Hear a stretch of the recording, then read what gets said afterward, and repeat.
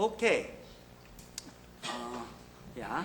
I suggest you to read the chapter 5 before you start the chapter 6 or before you take the midterm examination.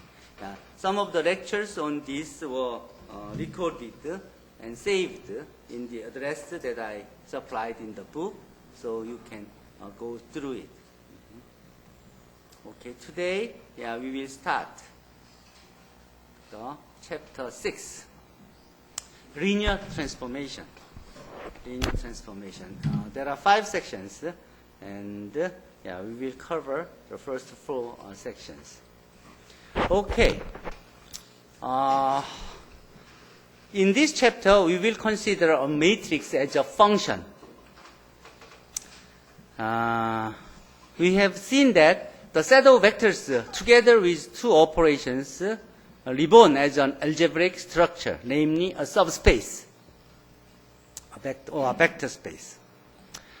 Okay, a matrix will be reborn as a linear transformation, which is a function that preserves the operations in a vector space.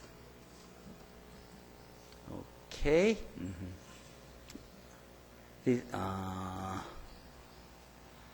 Okay, we will show a linear transformation from n-dimensional space Rn to m-dimensional space Rm can be expressed as a m by n matrix A. And also we will see geometric meaning of those linear transformations. This is what I told you before the class. This is a very important thing. It also has a lot of applications in computer graphics and many other areas, including noise filtering in signal processing and analysis in engineering processes. Okay. Section 6.1, matrix as a function. Okay, matrix can be considered as a special function with the property of linearity. Then we start definition of transformation. A function whose input and output are both vectors is called a transformation. Function. Some functions are called linear transformation if we deal with it with vectors. For a transformation T from Rn to Rm, then the W is equal to T of X is called an image of X by T, and this X is called a pre-image of W. Okay. As a special case of transformation, this TA or T sub A of X is equal to AX for some m by n matrix A and a vector X in Rn, then this TA from Rn to Rm is called a matrix transformation, such as this. This is one example of matrix transformation. And this website shows the computer simulation of linear transformations. Okay, now, with those definitions of transformation, we define a linear transformation. If a transformation T from Rn to Rm satisfies the following 2 conditions for any vectors u, v in Rn and for any scalar k in R, these 2, then T is called the linear transformation. These 2 properties. 1. T of u plus v is equal to T of u plus T of v. The meaning is the image of addition of 2 vectors is same as the addition of image of each vectors. Okay? Which means the T preserves the vector addition. Second, T of ku is equal to k times T of u. This means the image of a scalar multiple of a vector is the same as the scalar multiple of the image of the same vector, which means T preserves the scalar multiplication. So if the transformation preserves two property, satisfy two property, one is preserve the vector addition, and the second is the preserve the scalar multiplication, then we call it is a linear transformation. Okay? Particularly, a linear transformation from Rn to Rn itself is called a linear operate on Rn. Okay? So linear operate, the special case of a linear transformation. Here is the examples. If we define T from R2 to R3 in this way, then this T is a linear transformation. This is an example of a linear transformation. So what we have to do to show this T is a linear transformation? So, yeah, all we have to do is this T satisfies the two properties. One is the preserve the vector addition, and the second one is it preserves the scalar multiplication. So we choose arbitrary two vectors from R2 and any scalar k, then find T of uv and find T of u plus T of v and check whether they are same. As you see here, these left-hand side and right-hand side are same. So clearly, T preserves the vector addition. Here, for the scalar, find the T of ku and find the k times T of u.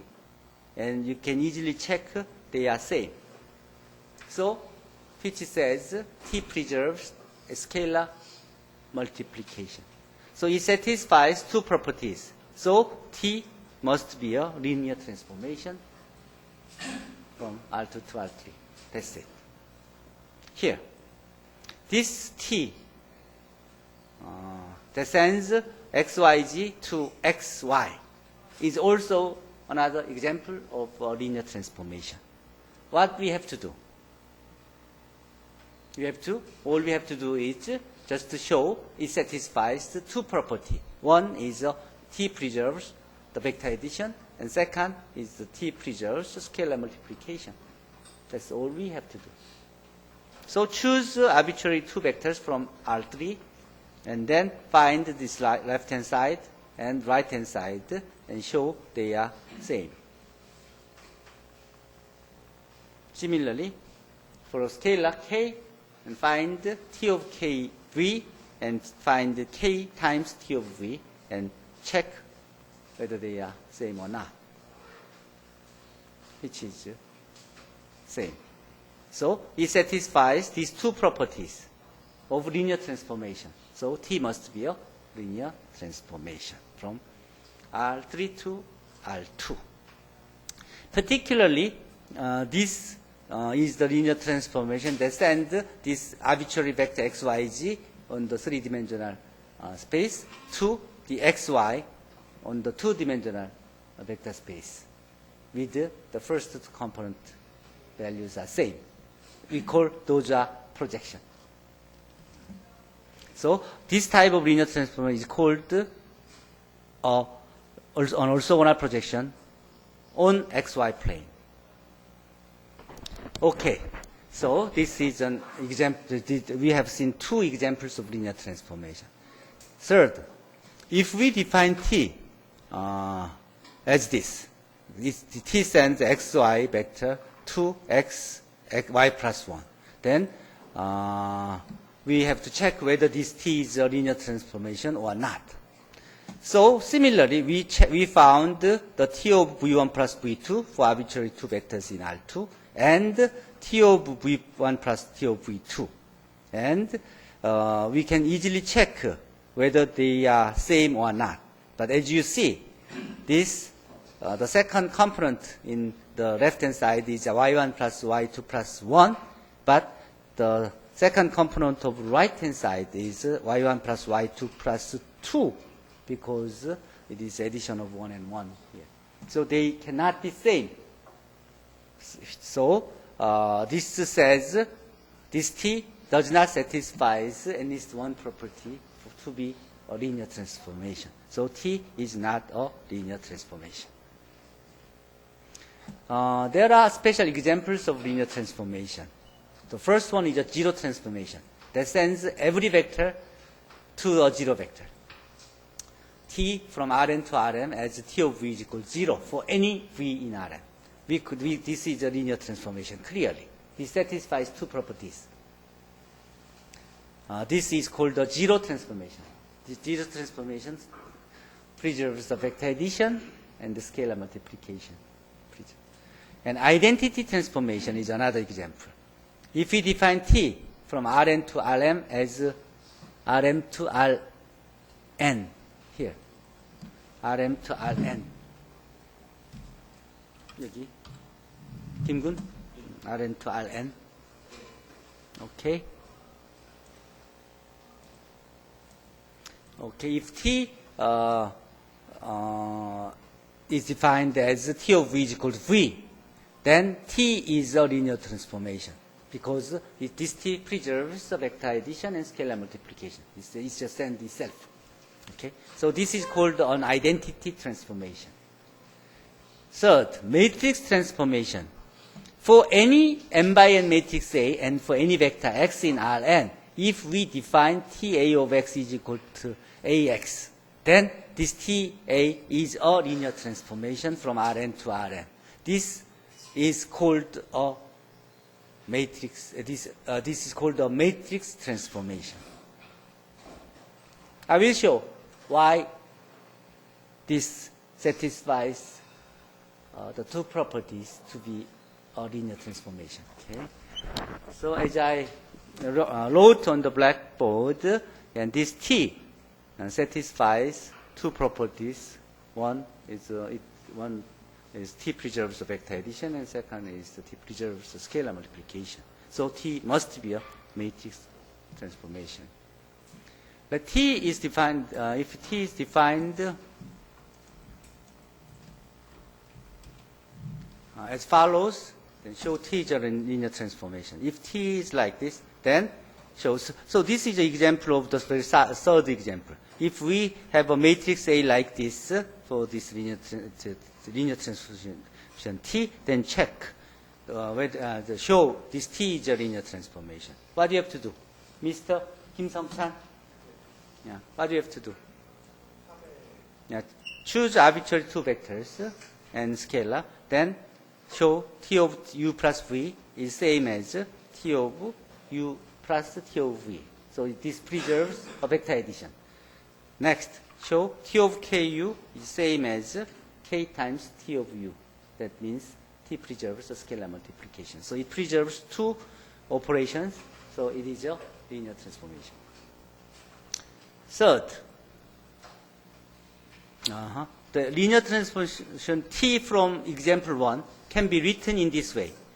This transformation T, which send xy to xy x minus y. Here, this can be written in this way. So this first example is an example of a matrix transformation, isn't it?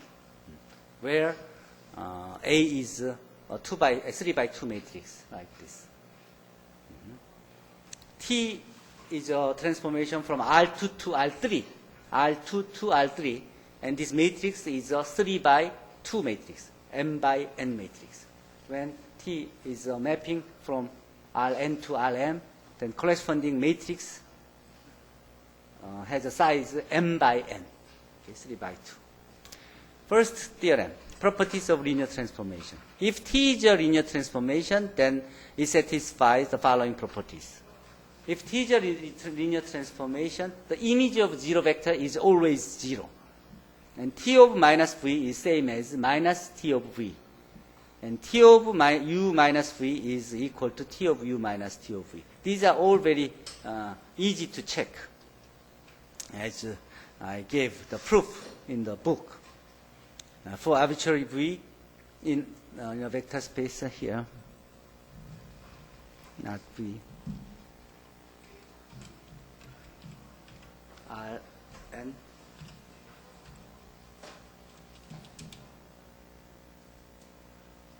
here there are some corrections. Okay, for arbitrary vector v in Rn, and then 0v is equal to always 0. So t of 0 is equal to t of 0v, which is equal to 0 times t of v, which is 0 vector. So t of v should be 0 all the time. And t of minus v can be written as t of minus 1 times the vector v, which is scalar can come out like this. Then this minus 1 times t of v is same as minus t of v. So this is true, and t of u minus v can be written in this way, can be written in this way, and which can be written in this way. So these all three are the fact that we can easily derive from the properties. Next, each linear transformation from Rn to Rn can be expressed as a matrix representation.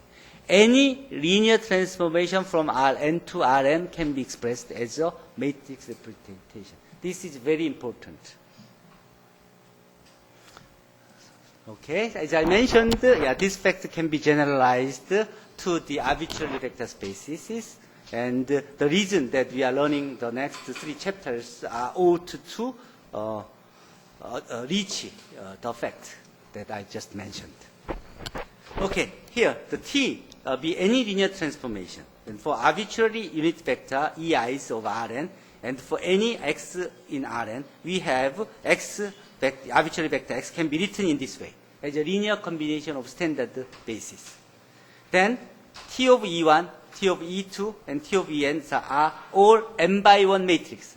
The images are in the codomain Rm, so these are the images are in Rm, so it's n by 1 vectors, and n by 1 matrix are n by 1 matrices. We can write them as T of E1 as n by 1 vector A11, A21, Am1, a T of E2 as A12, A22, dot, dot, dot, Am2 as n by 1 vector, a T of En as this. So, therefore, any linear transformation T, Rn to Rn, can be expressed as T of x, which is a linear combination of these T of Ei's, and which can be written in the linear combination of these vectors here, which can be written in this way. Isn't it?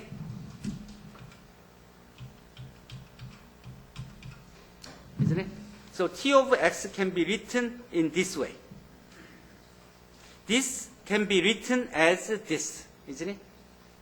This T of x, which can be written in this way. Product of this matrix times a vector here.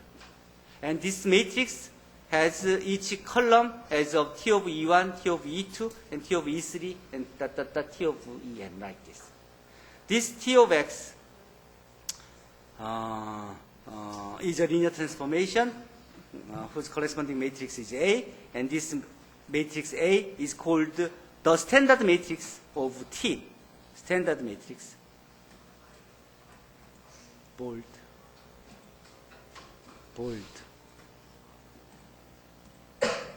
This matrix T is a standard matrix of this linear transformation T, and is denoted by this. So T is a linear transformation, but this this bar T is this is a matrix. This matrix is called the standard matrix of T. The standard matrix of the linear transformation given by 1 here, this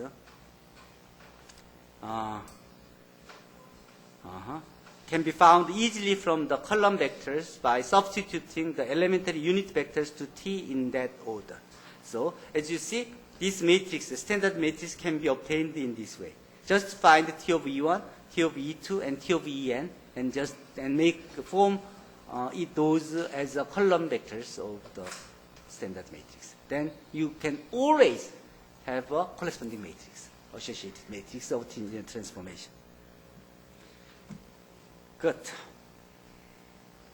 Okay. Here, standard matrix. So, if T is a linear transformation, then the standard matrix A, which of T has the following relations, like this. T of x is equal to AX, where A is a n by n matrix, whose column vectors are T of E, J. Okay, as we proved here. Okay, for a linear transformation T like this, this is a linear transformation. But And by using the standard matrix T, then rewrite it as T of x is equal to AX. So from here, you have to find T of E1, which is this, T of E2. Just think about it. Put 1, 0, 0. Then what you going to have? 1, 0, 0, x1, x2, x3. Then here, 1, minus 1, 0, and 1. If you put 0, 1, 0, then what you going to have? 2, minus 1, 0, 1. If you put 0, 0, 1 here, then 0, 0, 1, 1. Isn't it? So this first column, second column, and third columns are direct, just T of EI's, T of EJ's, and this, so T of AX is just as this. So you don't have to produce a linear transformation by just looking at it. All you have to do is just feed out the first column, second column, and third column from T of EJ's. Then AX to form a matrix A, then AX will be just the same as T of X. Okay. Here, you can find the random problem generators. Here's the code. We may try, since we have time, we may try this here.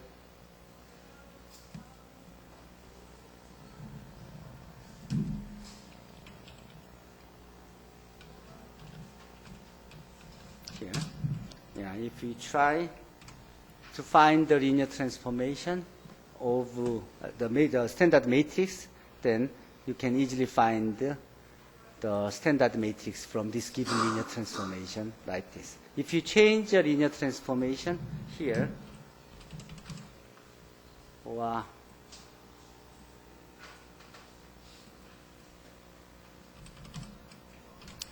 if you change the linear transformation, you will see the different standard matrix. If you change a linear transformation, you will have a different corresponding standard matrix like this. Okay, so now you know how to generate the standard matrix by finding T of EJ's in order to form a standard matrix of linear transformation T. Okay, I think time's almost up, so we will clear up the section 6.1, then we will continue section 6.2 and 3. Any questions?